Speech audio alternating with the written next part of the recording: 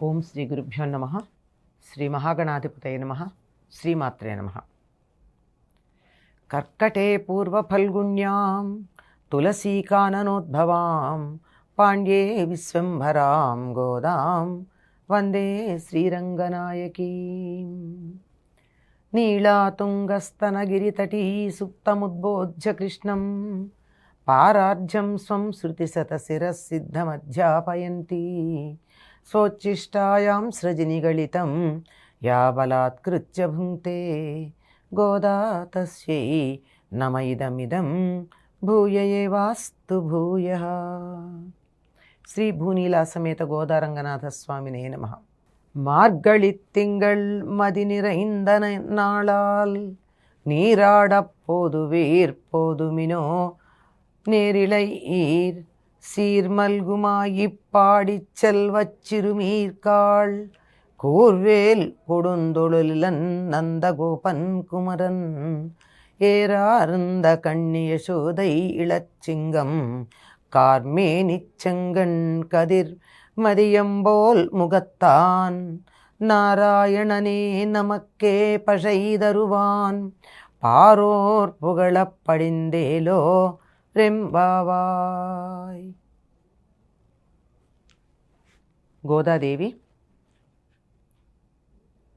శ్రీకృష్ణుడిపై మరులుగొని అతడు తనకు భర్తగా కావాలి అని శ్రీవ్రతం, స్నానవ్రతం, మార్గళి వ్రతం, కాత్యాయని వ్రతం అనే పేర్లు ఉన్నటువంటి స్నానవ్రతాన్ని మార్గశిర మాసంలో ప్రారంభం చేసింది. తండ్రి నుండి కాత్యాయని వ్రతాన్ని ఉపదేశంగా పొందినటువంటి గోదాదేవి తనని తాను గొల్లపడుచుగా, తన చెలులందరినీ గొల్లపడుచులుగా భావన చేసి తత్సంబంధమైన వేషధారణాధికాలు, భాష ఆ విధంగానే మలచుకుని ఎటువంటి కల్మషము లేనటువంటి అమాయకపు గొల్ల పిల్లలాగా కృష్ణుణ్ణి చేరుకోవడానికి ప్రయత్నం చేస్తూ చెలులందరినీ కూడా తనతో పాటుగా స్నానానికి రమ్మని నిద్రలేపుతూ ఉన్నది. ఎందుకు అంటే గోపికలు చేసినటువంటి కాత్యాయని వ్రతంలో వారు కూడా తొలిజామునే యమునా నదిలో స్నానం చేయడానికి వెళ్ళినట్టుగా మనకి భాగవతం తెలియచెప్తోంది. కనుక తాను కూడా ఆ విధంగా స్నానం చేయడానికి వెడుతూ అక్కడ కూడా గోపికలందరూ కలిసి చేశారు, విడిగా ఒక్క గోపిక వెళ్ళలేదు. కనుక తాను కూడా తన చెలులందరినీ కూడా రమ్మని చెప్తోంది. ఇది ఏమంటోంది? మార్గళి తింగళ్, ఇది మార్గశీర్షమాసంలో వెన్నెల నిండిన మంచి రోజు. అంటే తమిళ ప్రాంతంలో నెల పూర్ణిమతో ప్రారంభమవుతుంది. మనకి అమావాస్యతో ప్రారంభమై అమావాస్య మర్నాటి నుండి ప్రారంభమై అమావాస్యతో ముగుస్తుంది, పూర్ణిమ మధ్యలో ఉంటుంది. కానీ అక్కడ లెక్క ప్రకారం పూర్ణిమ అయిన మర్నాటి నుండి మొదలయ్యి ఆ తరువాత కొనసాగుతుంది. ఇది మార్గశిర మాసంలో ఉన్నటువంటి వెన్నెల. ఆ వెన్నెల చాలా బాగుంది, మంచి రోజులు ఇవి అని చెలుల్ని ఏమంటోంది? అందమైన ఆభరణాలు కలిగినటువంటి పడుచులారా. గొల్లలు కూడా ఆనాడు చక్కగా ఆభరణాలు ధరించేవారు. ఇంట్లోనే వస్తుంది మనకి తరువాత. వారు ఆ రకంగా ఆభరణాలు ధరించి మజ్జిగ చేస్తూ ఉంటే, చల్ల చేస్తూ ఉంటే, మదనం చేస్తూ ఉంటే, పెరుగు చిలుకుతూ ఉంటే మెడలో ధరించిన ఆభరణాలు ఒకదానితో ఒకటి ఇలా కొట్టుకుని గల్లు గల్లుమని శబ్దం చేస్తున్నాయని వర్ణిస్తుంది. వారేమీ ఐశ్వర్యానికి లోటున్న వాళ్ళు కాదు. గోవుల్ని పెంచటం అన్నది తమ వృత్తిగా భావించారు తప్ప బతకలేక జీవనోపాధి కోసం గోవులని వారు పెంచడం జరగల. పైగా ఆ రోజుల్లో ధనమంటే గోవులే. ఎక్కువ గోవులు ఎవరికి ఉంటే వారే ఆ మందకి నాయకుడిగా పరిగణించబడుతూ ఉండేవారు. కనుక మంచి మంచి ఆభరణాలు ధరించినటువంటి అందమైన ఓ పడుచులారా, ఐశ్వర్యం నిండిన రేపల్లెలో సంపదలతో తొలతూగుతున్న బాలికల్లారా, అక్కడ ఎలా ఉంటుంది ఆ రేపల్లెలో? అసలు సంపద అంటే అక్కడ చూడాలి, అంత బాగా సంపద ఉంది. ఆ సంపదతో తొలతూగుతున్నారు మీరు. మార్గశిర స్నానం చేయాలని మీకుందా? ఉంటే రండి మీరు నాతో.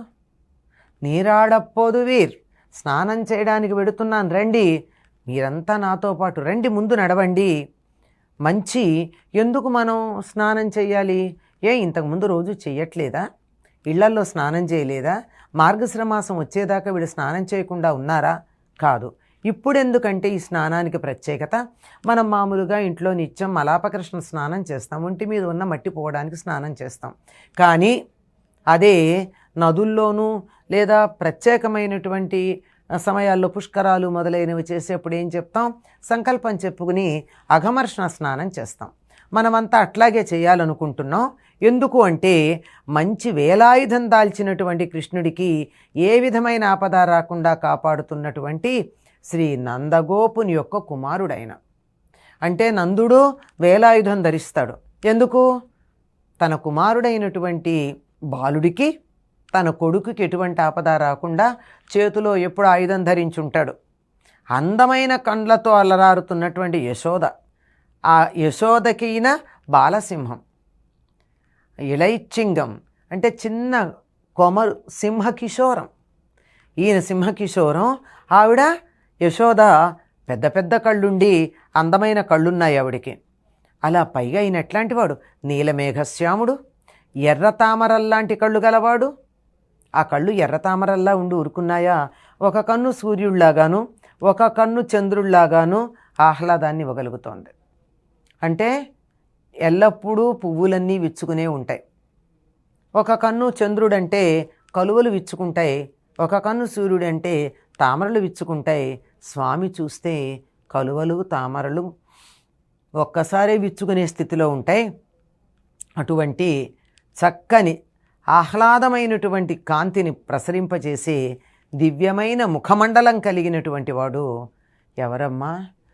నందగోపుడు కాపాలే కుమారుడు, యశోద దగ్గర ఉండే బాల సింహకిశోరము ఎవరు అంటే ఇప్పుడు ఇక్కడ ఉన్నాడు, కానీ వాస్తవానికి అతడు నారాయణుడు.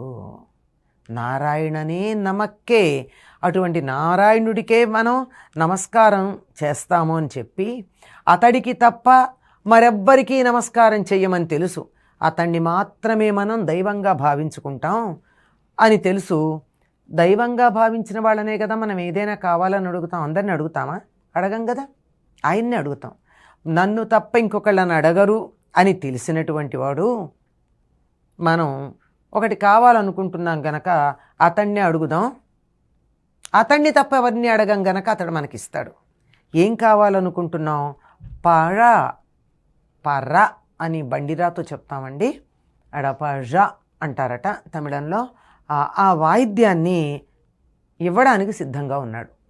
మనం అడిగాం కావాలని, ఇస్తానులే అన్నాడు. మరి తన దగ్గరికి వెళ్ళాలి కదా మనం. ఇవ్వడానికి సిద్ధంగా ఉన్న సాక్షాత్తు నారాయణుడై నందగోపుని చేత రక్షించబడుతూ యశోద దగ్గర బాలకిశోరంలాగా ఉన్నటువంటి వాణ్ణి మనం ఇస్తానన్నాడు గనక తెచ్చుకోవడానికి, ఆయన్ని దర్శించుకోవడానికి వెళ్ళాలి.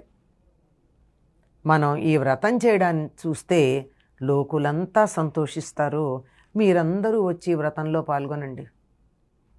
ఎందుకు లోకులు సంతోషించాలి? మన సనాతన ధర్మంలో మనం ఏం చేసినా సర్వే జనా సుఖినో భవంతు అంటాం.